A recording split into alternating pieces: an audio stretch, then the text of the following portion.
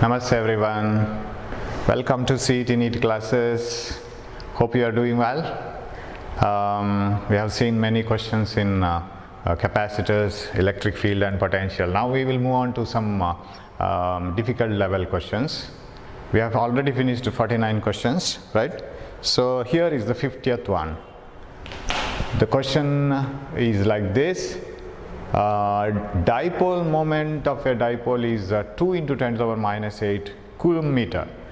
Electric field at a point at a distance of 1 meter from the center of the dipole on a line making an angle of 60 degrees with the dipole axis and passing through the center of the dipole is how much?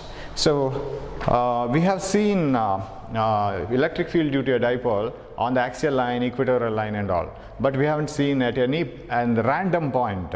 So how to find out the electric field at any random point? Okay, so namaste, welcome back to the class. So how to find out the electric field due to a dipole at a random point? So you have an extra formula for that, and we know some fixed electric fields due to a dipole on the axial line as well as on the equatorial line. Suppose you select your point on the equatorial line of a dipole, so this is plus q and minus q, and if this is the equatorial line, you know the electric field here at this point is E is equal to 1 by 4 pi epsilon naught. It is p by the distance cube. Suppose this distance is r, then r cube. So electric field at any point on the equatorial line, and of course if you place a unit positive charge, test charge, it will be repelled by this, attracted by this, so it is opposite to the dipole moment, so it is minus. Whereas if you select a point on the equatorial line at a distance r from the center, from here like this, what is the electric field here? Electric field at that point is 1 by 4 pi epsilon naught 2p by r cube on the equatorial line. Axial line. So these formulas already we have seen, but if the point is random, if you have a dipole minus q and plus q separated by distance 2a, and all the distances are measured from the center of the dipole as usual here, but the dipole length is 2a, that is different. Okay, suppose you select a point here which is neither on the equatorial line nor on the axial line. Then if you join these 2 points and if you measure the distance from the center as r, and if this makes an angle theta with the dipole axis, then electric field at this point is given by E is equal to 1 by 4 pi epsilon naught p by r cube into root of 3 cos squared theta plus 1. Shall I write it somewhere else? So electric field at this point is E is equal to 1 by 4 pi epsilon naught p by r cube into root of 3 cos squared theta plus 1, where theta is the angle made by the line joining the point to the center of the dipole with the dipole axis. That is theta. Now, if you will get these two formulas using this one. For example, when you select the point on the equatorial line itself, it is on the equatorial line, then theta becomes 90. When you put 90 here, cos 90 is 0, so 1 remains, p by r cube. You get this answer, right? When you come to the axial line, the whole angle collapses and it becomes 0. Cos 0 is 1, 3 plus 1 is 4, square root of 4 is 2, 2p by r cube. You get both the formulas. Now for this problem, of course, once you know the formula, it is not a tougher problem, okay? It's easier one.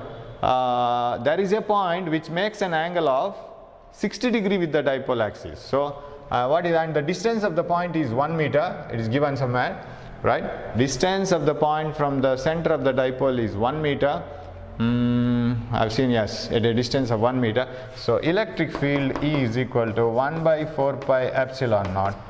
P is the dipole moment, 2 into 10 to the power minus 8 divided by r cube, 1 cube, from here to here it is 1 meter, and root of 3 cos squared theta plus 1, 3 into cos squared theta. Cos theta is cos 60 half square 1 by 4 plus 1.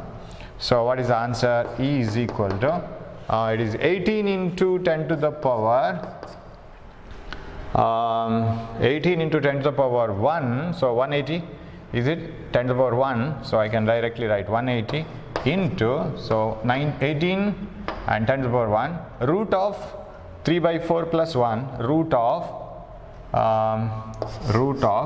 7 by 4, is it so? Root of 7 by 4, yes, that is almost equal to, because we have answers of the same type, 180 into the square root of 7 is almost in between 2 and 3, right? 2 square is 4, 3 square is 9, and it should be in between 2 and 3, so some 2 point something, say 2.3 or 2.5, say 2.5, 6.25, right? Almost 2.5, say, divided by 4, divided by 2. Square root of 7 is almost 2.5, square root of 4 is 2, so this is 90. 90, 2 and a half. 2 and a half of 90 is 90, 2 times is 180, half of 90 is 45, it is 225.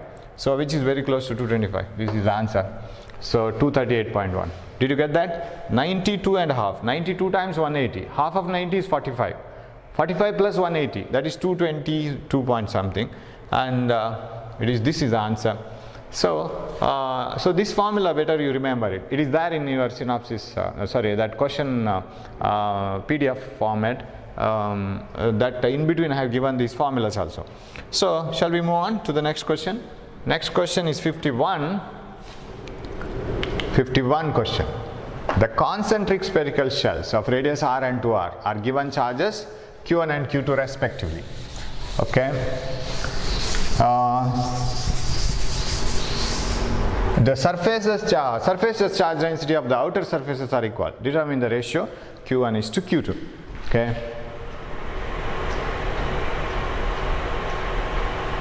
Yes. Two concentric spherical shells of radius r and 2r are given charges q1 and q2. Concentric spherical shells. Hope you can see it here if I can write it. Yes. Two concentric spherical shells of radius r and 2r are given charges q1 and q2 respectively, q1 and q2. Okay, the surface charge densities of the outer surfaces of both the spheres are equal. That means sigma here and sigma here are equal. You need not take separate suffixes, sigma 1 and sigma 2. Both the sigmas are same. Then what else equal? Determine the ratios of q1 and q2. Okay, if sigmas are equal, I think you can write the formula for charges, right?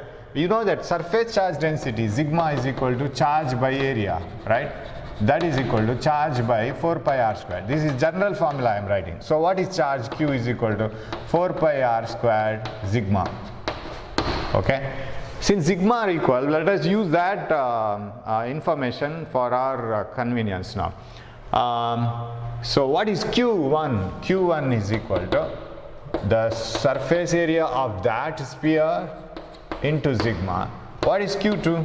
Q2 is the surface area of that sphere, that is 4 pi 2r whole square into sigma. Their question is what is Q1 is to Q2, that is equal to 4 pi gets cancelled here. Okay, I'll write everything. 4 pi r squared sigma divided by 4 pi 4r squared sigma. Sigma gets cancelled, 4 pi and r squared, it is 1:4. 1:4 ratio, this is option. So better you use all the data given and most of the things which are constants so that the formula reduces, right? So without sigma you can't do that. So suppose you are going to find out the surface charge density, of course the surface charge density of the inner sphere depends on the surface charge density of the outer sphere also. Both are dependent on each other. It becomes complicated, but they have given that it is equal, so you need not worry, just equate them, finish. Okay, answer second option. Okay, simple one now. Right, 52. Two concentric shells have radii r and 2r, charges qa and qb, potentials 2v and 3 by 2v respectively.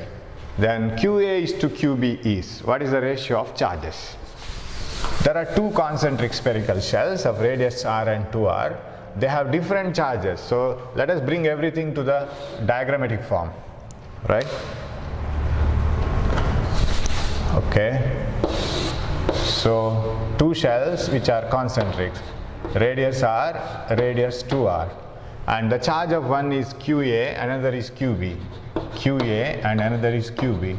Potential on the surface of one is, we have to put it in the respective form. First one is 2v and the other one is 3 by 2v. Potential here is 2v and potential here is 3 by 2v. Now their question is QAs to QBs. Let us use the data of potential. Potentials are given on the surfaces. And you have to remember the fact that inside a spherical conductor, potential is same as on the surface. But as you move outside, it inversely varies as the distance, not the square of the distance. V equal 1 by 4 pi epsilon naught Q by R. So now if you want to find out the potential on the surface of one sphere and another sphere, suppose if I can change this with some color, 2V and QA, right. Now if it is so, what is the potential on the surface of inner sphere? That is 2V. So 2V must be equal to, potential here is the potential due to the inner sphere on its surface alone plus the potential due to the outer sphere inside. For an outer sphere, the surface of inner sphere is inside. If you ask this sphere, sphere 2, where is the inner sphere? Inner sphere is inside me, so I am creating the same potential as on my surface, the second sphere says. This sphere is creating the same potential here as well as here.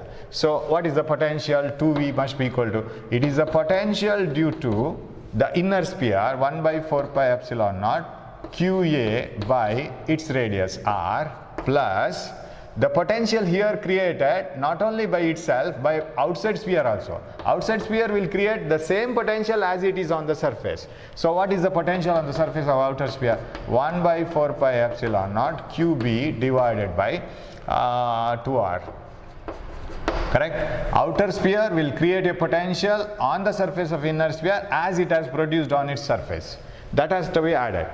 One thing. Hope you have followed. So potential due to inner sphere on its surface itself plus potential contribution from the outer sphere here, that is same as on the surface of the outer sphere. Okay, so can I rewrite this one is equal to 1 by 4 pi epsilon naught R, I can take it outside, right? So what is remaining? QA plus QB by 2, and even if I can take a common denominator, I think I can bring 2 also outside. So if I take common denominator, then this will be 2QA plus QB by 2. Am I right? Hope I can do that little bit faster, right?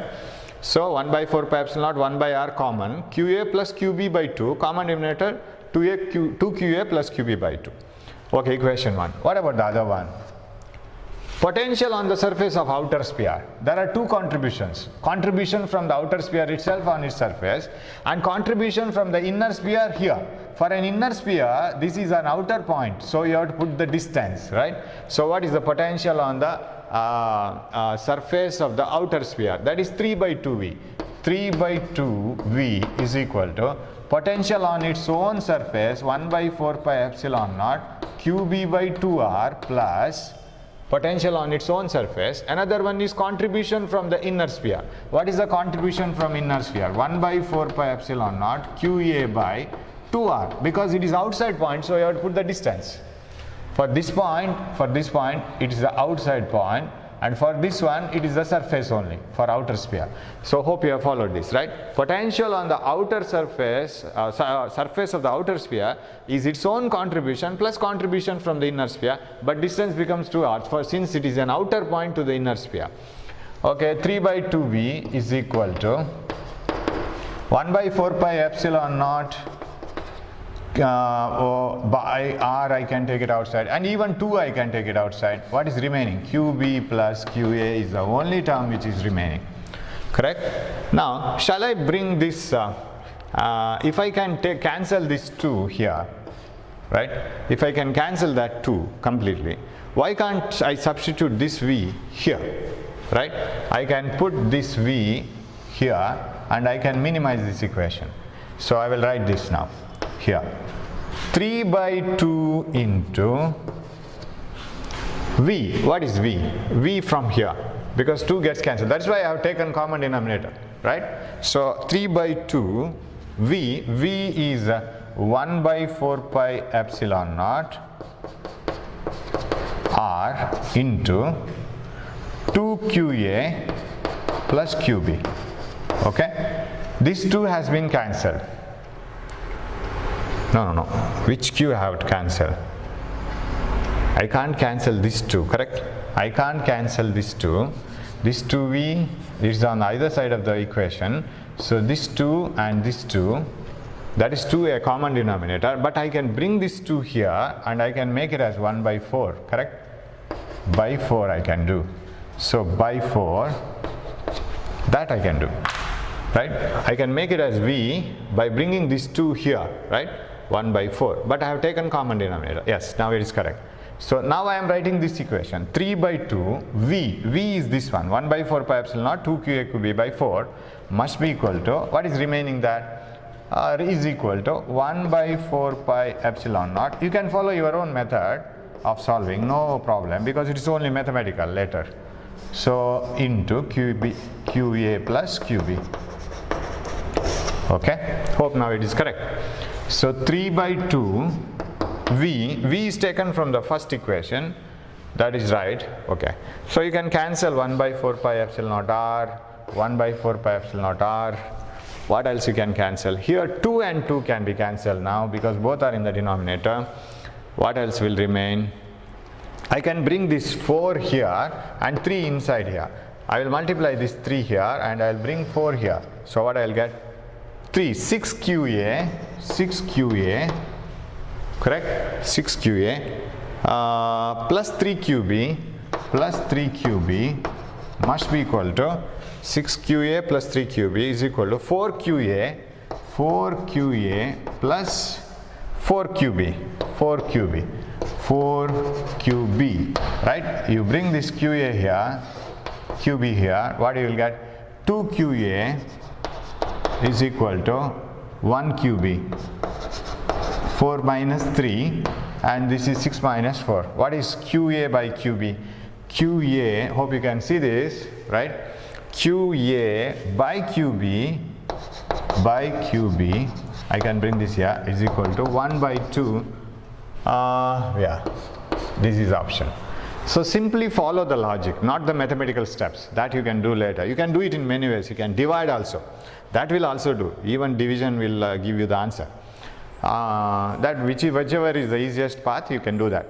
See the logic. They have given potentials on the two surfaces, but you know how to find out the potential. The contribution of the outer spherical conductor when you find out the potential on the inner surface, and the contribution of the inner spherical conductor when you find out the potential on the surface of the outer conductor, these have to be considered and then they have to be equated. That's all, very simple logic. We know the theory behind it, but here in a complicated situation you have to apply. That is the only experience needed. So 1:2 is the answer. Shall we move on? 53rd question we will go. Yeah, question number 53. Right. The two conducting concentric spherical shells of radius r and 2r carry charges minus q and plus 3q respectively. Okay. How much charge will flow into the earth if the inner shell is grounded? Okay. Very easy questions. Only you need a small suggestion. That's all. You can do it. Definitely you can do it. No problem. Now what the suggestion is required here? What is the charge that is flown out of the inner sphere when it is grounded? Okay, we will take two spherical conductors and like this. One is r. Okay, every time we are getting r and 2r, let it be, no problem. Radius r and 2r, two conducting concentric spherical shells of radius r and 2r carry charge minus q and plus 3q. This is minus q and this is plus 3q. Okay. How much charge will flow into the earth if the inner shell is grounded? Okay. So I will connect this to the ground. Inner shell is grounded. If the inner shell is grounded, find out the charge after it is grounded. So what do you mean by grounding? Earth is said to be at zero potential. So when you connect anything to the earth, it comes to zero potential. So potential becomes zero. That doesn't mean that charge becomes here 0, because there is another conductor in the neighborhood. So find out the charge by knowing the fact that the potential becomes 0. Because whenever two objects are connected together, their potential become equal. But Earth is a object to assumed to be at 0 potential. So anything connected to the Earth comes to 0 potential. Earth is a very heavy object, so it can adjust its charge to be such that it can bring any object to the 0 potential. So the potential of this becomes 0. We know that fact. Using that fact, find out the charge of the inner sphere later after connecting it to the Earth. You know the initial charge is minus q. Find the difference. That difference must have been flown to the Earth. This is the logic. Hope you have followed. Correct? First, assume whenever the inner sphere is connected to the Earth, we know the fact that its potential reduces to 0. So write the formula for potential of the inner conductor. Equate it to 0. You will get the new charge inside in the inner conductor. That new charge minus old charge will give, or new charge minus old charge. Or old charge minus new charge, sorry, it gives the charge that has flown to the Earth. That's what we can do. Now, once, and I don't write the sentences, once the inner sphere is grounded, potential becomes 0. So potential of the inner sphere, potential on the surface of inner sphere,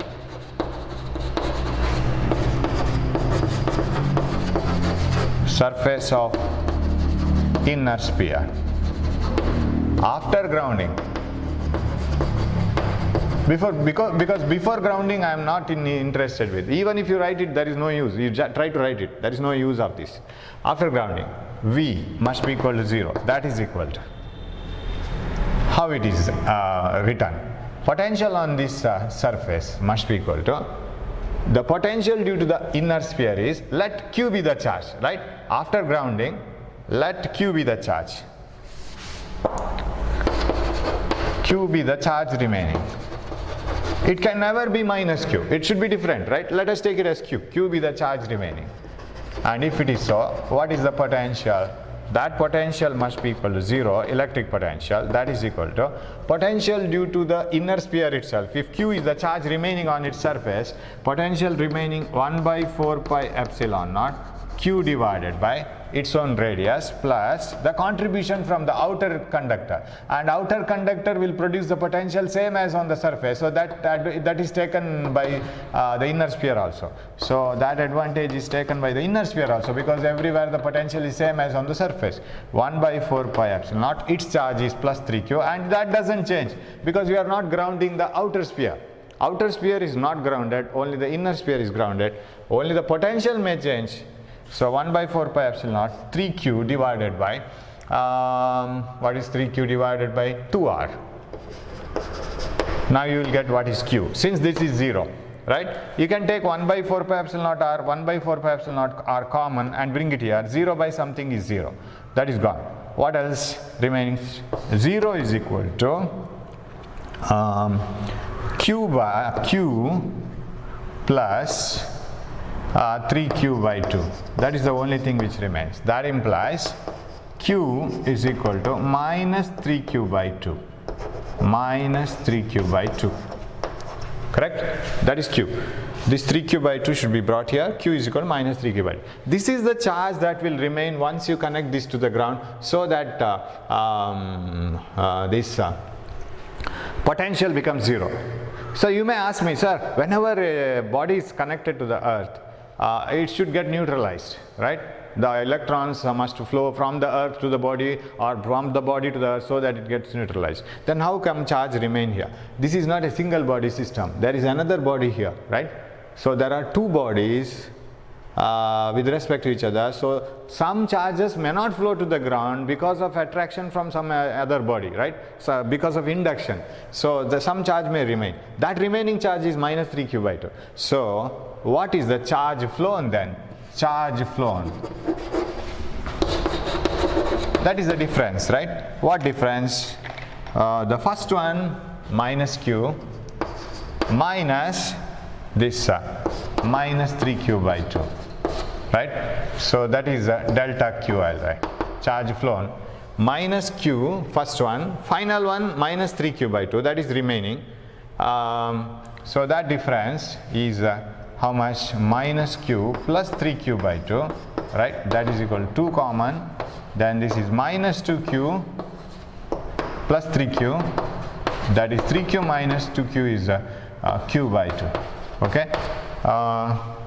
Is it so? Minus q plus 3q by 2. Yeah. Then minus 2q. Yes, q by 2. Answer is this one. So this is the amount of charge that has flown to the ground. So see the logic again, I say, not the way in which mathematical steps are done. So initial charge, final charge. Final charge is calculated after connecting it to the ground by having the idea that the potential becomes 0 because it is connected to the earth, so 0 potential. But charge may not be 0 here since it is a combination of two spherical conductors. Okay, so shall we move on? Problem number 54. Yes. A solid conducting sphere having a charge q. Yeah. A solid conducting sphere having a charge q is surrounded by an uncharged concentric conducting hollow spherical shell. Okay. Shell is surrounding a charged q.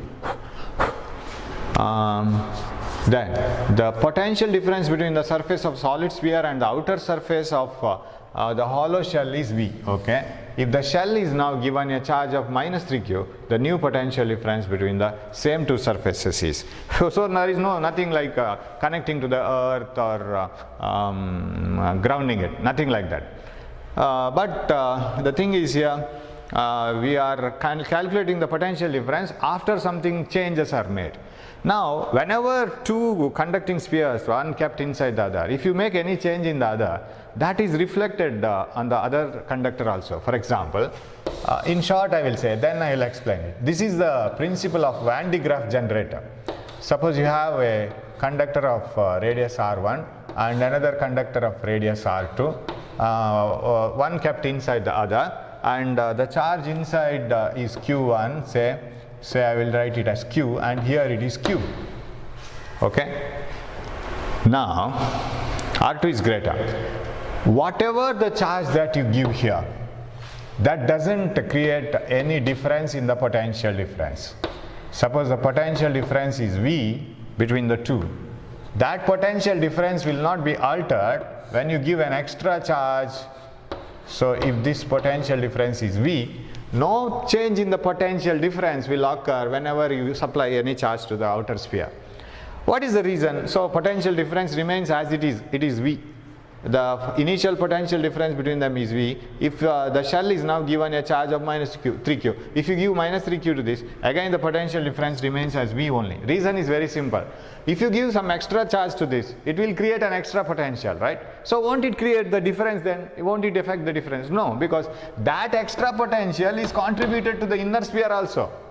So inner sphere also will get the more potential. For example, the potential here is say it is 2V and the 2 volt, and potential here is say 5 volt.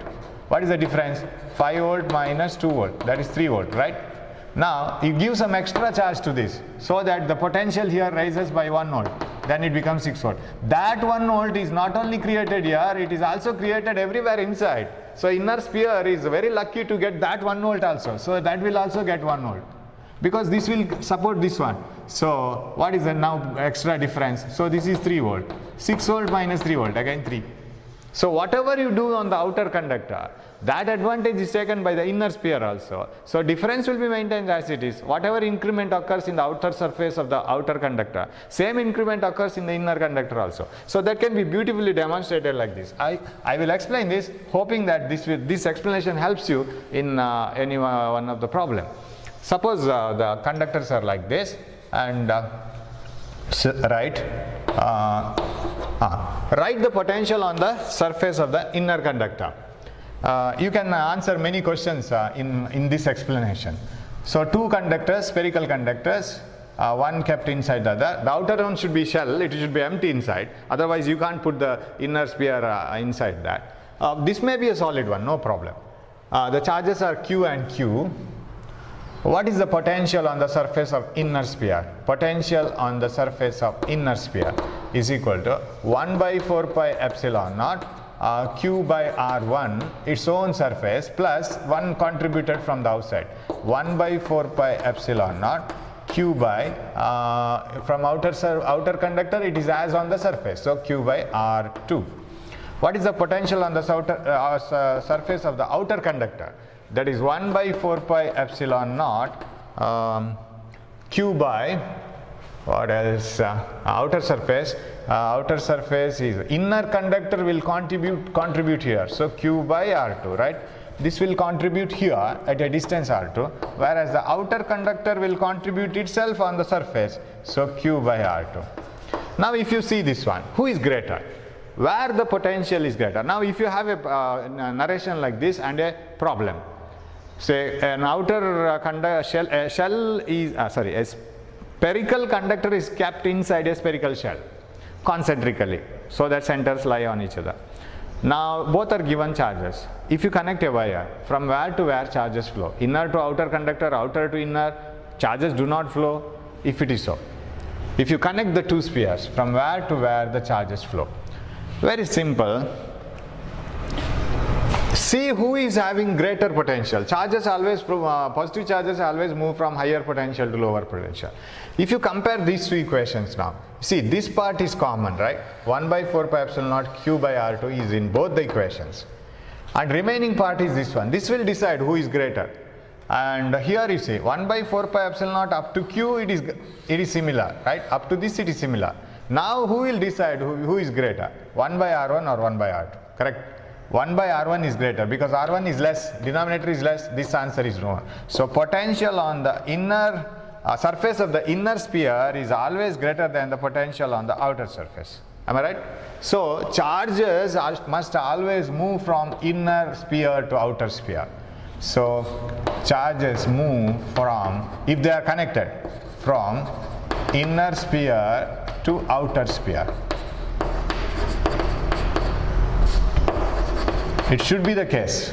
You can't have other case at all. Whatever be the charge. Sir, if I go on increasing the charge on the outer sphere, if I charge it enough amount so that the outer sphere gets more and more potential, never, it is not possible, because whatever the contribution you give to the outer sphere, that advantage is taken silently by the inner sphere.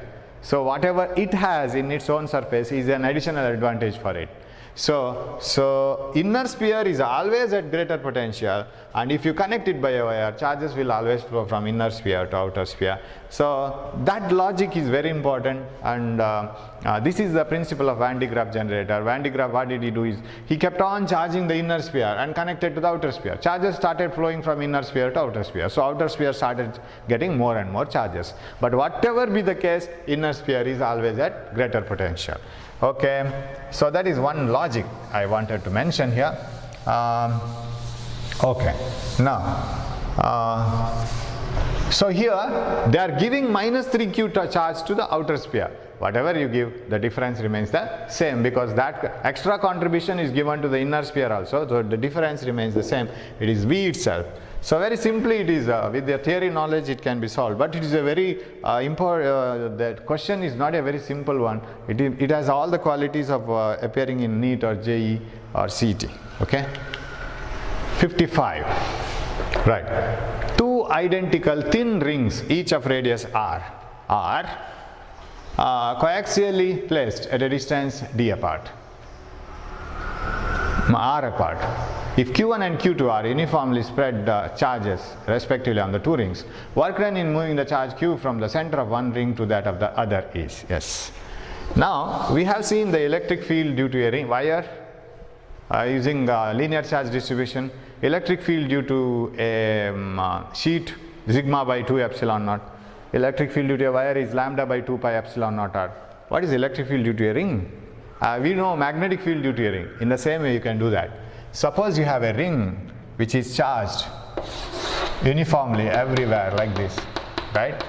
Then select a point on the axis at a distance x from the center, right? Electric field here is given by 1 by, so here charge is q, total charge q is distributed over the ring over a length of 2 pi r.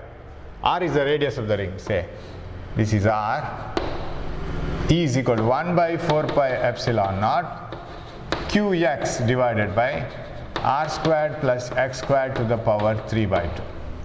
That is the formula for electric field at a point on the axis of a circular ring. Ring is having a linear charge distribution, uniformly charged, charges distributed uniformly over the ring.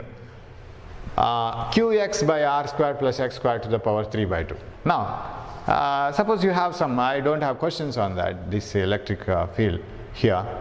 We have potential, right? Yeah, spread charges, moving the charge, work done, okay, that we will do. What is the potential here? Potential at this point. Electric potential is given by 1 by 4 pi epsilon naught. It is Q divided by r square plus x squared to the power half. Square root of r square plus x square. You can write it like this, right? Or to the power half. Here to the power 3 by 2. And here is one more x. Here there is no x. You just think of the logic. Suppose you have a ring like this. I will turn the ring. The ring is like this now. You just turn it like this. When I turn the ring, it will be like this, right? It's uniformly distributed charges. What should be the electric field at the center of the ring? It should be 0, isn't it? Take 1 coulomb charge, test charge. It will be repelled by this one, repelled by this one, repelled by this one, repelled by this one. So it is equally repelled by all the charges on all the sides. Net force must be 0. So electric field is nothing but the force experienced by a test charge. The test charge does not experience any force. So if the force has to be 0 here, when x is put 0, you are coming to the center of the ring. When x is put 0, you should get 0. So you must get an x here. But potential here need not be 0. Why? Because potential, all are positive charges. Potential due to this, potential due to this will keep on adding up. So no x here. Only x in the denominator. So root of r square plus x square. And this formula resembles very similar to that magnetic field due to a coil, right? One that mu naught by 4 pi 2 pi n I r square divided by r square plus x square to the power 3 by 2. R square plus x square to the power 3 by 2. Same electric field and magnetic field. One and the same formula. But here you should get a value x. Now suppose if I want to say something regarding the electric field, later potential I will take up, right? Regarding electric field. Sir, if x is 0 here, electric field is 0 at the center of the ring, right? And electric field is 0 at infinity also. Because if you put x equal to infinity, here also, okay, it should be 0, because when you go to a very large distance, the denominator reaches infinity faster than the numerator, right? Suppose you just solve this, you will cancel 1x and 1x will remain in the denominator. So finally the single x which is remaining is in the denominator. So when the distance is infinity, again the electric field is 0. That means electric field is 0 at the center, it is 0 at the infinity, somewhere in between it should be maximum. Otherwise how can it be 0 at 2 points and somewhat other values in between? You should have 0 here, electric field 0 at the center, electric field 0 at infinity. How can it be 0 here? But both cases. That means somewhere it should go to maximum and then it should become 0. How to interpret this? Where it is 0? So this may be a question, but I haven't put that question. I will discuss it. At what distance from the center of the ring, along the axis, electric field you get maximum? It is root 2 times r. How to get this? Now, E is equal to 1 by 4 pi epsilon naught qx into, I will bring this to the numerator, r square plus x square to the power minus 3 by 2. And you know how to get the maximum value of the variable. Differentiate this and equate it to 0. As x is variable, at what position of x you get this one maximum. That means differentiate this dE by dx and equate it to 0. You will get the maximum value of the variable. You know it, right? Differentiate this equation and equate it to 0. You will get the maximum value of the maximum value of this function with respect to this variable. So dE by dx equals 0. That means 1 by 4 pi epsilon naught is common. Q is common. This has to be differentiated, right? First I will keep x as it is. Okay? Differentiate this one. Minus 3 by 2, right? Into r square plus x square to the power r squared plus x squared to the power n a to the power n minus 1 minus 3 by 2 minus 1. It is minus 5 by 2, right? 2 common, this is 2 minus 5 by 2. Minus 5 by 2 plus differentiation of this is over. R squared plus x squared, one more. X squared has to be differentiated. 2x. N x to the power n minus 1 into differentiation of x squared 2x plus r square plus x squared to the power minus 3 by 2, this one, into differentiation of x 1. Hope you have followed it because you are very good in differentiation. Just I am finding out the way of getting showing you the way of getting the maximum value of electric field along the axis. It is 0 here, center at infinity 0, where it is maximum. Differentiate this and equate it to 0. Of course, when this is brought here, it becomes 0. And what are all the things remaining? This is minus 6x square by 2. 2 gets cancelled. Minus 3x square. Minus 3x square. R square plus x square to the power minus 5 by 2 plus, of course, it is equal to 0, right? 0 is equal to minus 3x square, r square plus x square to the power minus 5 by 2 plus r square plus x square to the power minus 3 by 2. Bring this here, it becomes positive, right? Bring this to the right hand side, it becomes positive, plus 3x square, this becomes equal. Am I right? Hope you can follow this. If you can't, you just reverse the video and see that. Right? Minus is brought to the left hand side, it becomes plus, and equal sign reaches here. So what is 3x square is equal to now? That implies 3x square is equal to, this I will bring it here. Bring it to the numerator. What will happen? Rx square plus x square to the power minus 3 by 2 as it is. This comes to the denominator as minus, for example, m to the power minus 5 by 2 here. And when it comes to the numerator, m to the power plus 5 by 2. That combines with this, plus 5 by 2. Right? This is m to the power minus 5 by 2, this is m to the power minus 3 by 2. m to the power minus 5 by 2, when it comes here, m to the power plus 5 by 2. So what is remaining then? 3x square is equal to, this is minus 3 by 2 plus 5 by 2, that is 1. R square plus x squared to the power 1. So what is this? If you bring it to the left hand side, 3x square minus x square, that becomes equal to r square. So what is 2x square is equal to, 2x square is equal to r squared. So x is equal to root 2x is equal to r. So x equal to r by root 2. X equal to r by root 2. This is the distance at which the electric field is maximum. And if you want to find out what is the maximum value of electric field, put x equal to r by root 2. You will get the answer. That you will do, I think, yourself. You just put the value and message it to me, and I will check whether the answer is correct or wrong. So put x equal to r by root 2, you will get the maximum value of electric field. That is your homework. And submit it to me and I will check the answer. And how will it be a graph of electric field versus distance? If you draw a graph of electric field versus distance, how will be the graph? The graph will be like this. See, it should be 0 here, right? And all the, you see, if you keep a test charge here, all these positive charges distributed on the ring, they will repel it like this. So let this be the plus x axis. Then the electric field is in the positive x direction. Suppose you keep a test charge here, all these symmetrical positive charges will repel it in this direction. So it is in the minus y axis, negative x axis. So shall I write it like this? It becomes 0 maximum and then becomes 0 at infinity. And here also it becomes maximum in the reverse direction. Electric field is in the reverse direction, minus x axis. So I have to put the graph like this and become 0 after infinity. So these graphs shouldn't touch. Hope you have followed this graph, right? It becomes maximum at a position which is x equal to r by root 2, right? And here also it becomes maximum here at a position which is equal to x by r by root 2. That is the maximum value, right?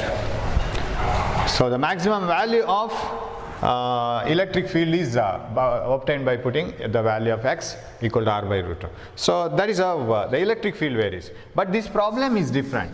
Here the problem asked is like this. What is the question? Question is two identical rings, each of radius r, are coaxially placed at a distance r apart. So I have a ring here, another ring here, like this. So like this, separated by a distance r, and here is the radius r, and here is radius r. Now the question is, and they are charged q1 and q2, q1 and q2. Then respectively on the two rings. Work done in moving a charge q. So you are going to move a small charge q from here to here, say.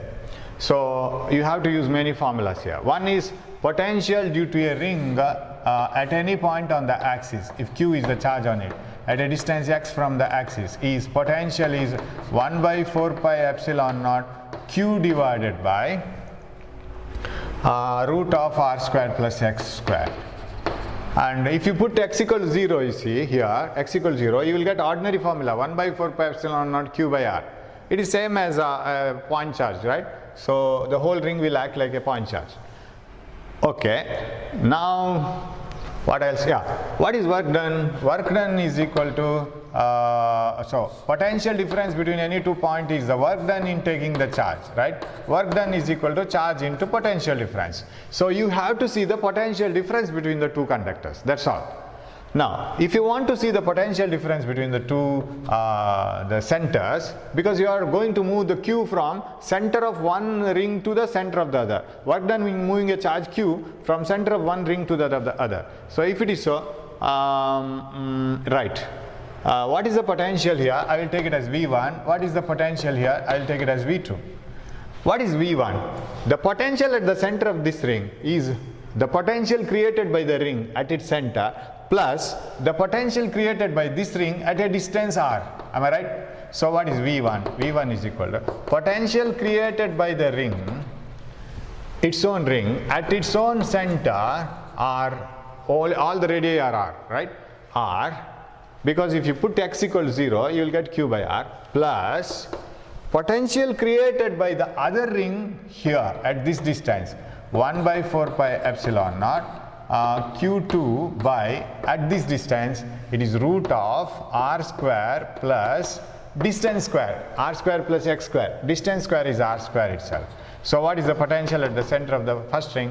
1 by 4 pi epsilon naught q, that can be taken outside, q1 by r plus q2 divided by root 2r. Am I right? So shall I take r outside? R square plus r squared is 2r squared. Square root is root 2r. So I'll take r outside. So 1 by r. Okay, q1 plus q2 by root 2. Equation 1. What is the potential at the center of the second ring? It is the potential created, 1 by 4 pi epsilon naught, I will take it common, created by the second ring at its own center. At its own center, second ring. Because when x equals 0, q by r. Potential created by this ring here, what is that? Potential created by any ring along the axis is 1 by 4 pi epsilon naught q1, this will create here, by distance root of r square plus x square, that is, that x is also r. So what is this one? That is equal to V2 is 1 by 4 pi epsilon naught q2 by r. I think this is root r, I can take r outside, q2 plus q1 by root 2. Am I right? Now we want work done is equal to charge into potential difference, right? Charge into potential difference. So work done is equal to charge into potential difference. What is the difference between these two equations? Am I right? These two equations. When you take the difference, 1 by 4 pi epsilon naught r is common. Only difference between these two, right? V2 minus V1 we will do. Anything, V1 minus V2 or V2 minus V1. 1 by 4 pi epsilon naught R. What else? Difference. Q1 plus Q2 by root 2. Q1 plus Q2 by root 2 minus Q2 minus Q1 by root 2. So what this will yield up then finally? Where shall I write? Shall I write it here? I write it here. W is equal to Q by 4 pi epsilon naught R. This one, Q by W is equal to Q by 4 pi epsilon naught R into Q1 minus Q2, right? Q1 minus Q2, one set. This one and this one. And here, Q1 minus Q2. I think I can write it as minus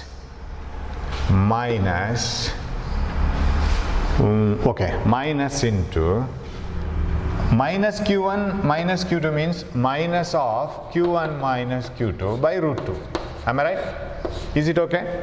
Minus Q1 by root 2 plus Q2 by root 2. Is it so? Minus Q1 by root 2 plus Q2 by root 2. Is it so? Minus Q1 by root 2 plus Q2 by root 2. That is finished. Okay, what else? Next step is Q1 minus Q2 is again common. What is that? W is equal to Q by 4 pi epsilon naught R Q1 minus Q2 into 1 minus 1 by root 2. So that is equal to, I can write it here, Q by 4 pi epsilon naught R into Q1 minus Q2 into root 2 common, root 2 minus 1 by root 2. Right? Which answer holds good now? Correct? Second option. That is the right one. So little bit of mathematics needed, little bit of patience, but you should, only the simplest formula you must know. Electric field and potential due to a ring. Shall we move on? One more problem, and then we will finish. 56. What is 57 one? Okay. Yes, 56. Two thin wire rings, each having a radius r, are placed at a distance d apart with their axes coinciding. Okay. The charges on the two rings are plus q and minus q. Potential difference between the centers of the two rings. Just the beginning of this problem, that's all. This problem had something else to do. Work done in taking a charge. Here they are asking only the potential difference. We will do that. Okay, the two thin wire rings, one ring and another ring and here, and they are separated by a certain distance d apart. Okay, and with their axes coinciding, the charges on the two rings are plus q and minus q. What is the potential difference between the centers of the ring? So shall I write it directly? Potential difference V1 minus V2, right? Potential V1 minus V2 is equal to 1 by 4 pi epsilon naught is common. Okay, the potential at the center of the first ring, one is the q by, both are r. Now the distance is d, it is not r, right? Distance is d, but radius is r, right? Q by r. Potential due to this one, this is minus q divided by distance here, root of r square plus d square minus potential due to the second potential at the center of the second ring. Potential at the center of the second ring due to its own charge is minus of, this minus is minus V2 of minus q by r, right? 1 by 4 pi epsilon naught I have written, 1 by 4 pi epsilon naught minus q by r, and due to this one here, that one is plus q by root of r square plus d square. Okay, close the bracket. V1 minus V2 is equal to 1 by 4 pi epsilon naught. I think you can take q everywhere outside. Q by 4 pi epsilon naught. Here 1 by r. Here minus 1 by root of r square plus d square. And here minus of minus plus 1 by r. This minus 1 by root of r square plus d square. So you have both twice, right? So potential difference delta V is equal to q by 4 pi epsilon naught 2 by r minus 2 by root of r square plus d square. How are the options? Okay, you can bring 2 outside and you can make 2 pi epsilon naught. This is the answer, correct? You will get this last one, fourth one. So answer is that is equal to 2 times q by 4 pi epsilon naught into 1 by r minus 1 by root of r square plus d square. R square plus d square and 2 times q by 2 pi epsilon naught 1 by r into 1 by root of r square minus r square plus d square. So simply you have to have a formula, that's all. Don't by heart with all those formulas, just answer is enough. Basic formula which you are going to apply is enough. So these are the things with the different new formulas which you don't get in the syllabus, right? Hope you will keep on working out all those problems, supportive problems yourself, searching somewhere else. We will meet in the next class with a few more problems. We have to go up to 70th problem. We have got the PDF format of that. Try them when you have time. Then when I explain, you can understand it better, right? So thank you for watching the class. We will meet in the next class. Thank you.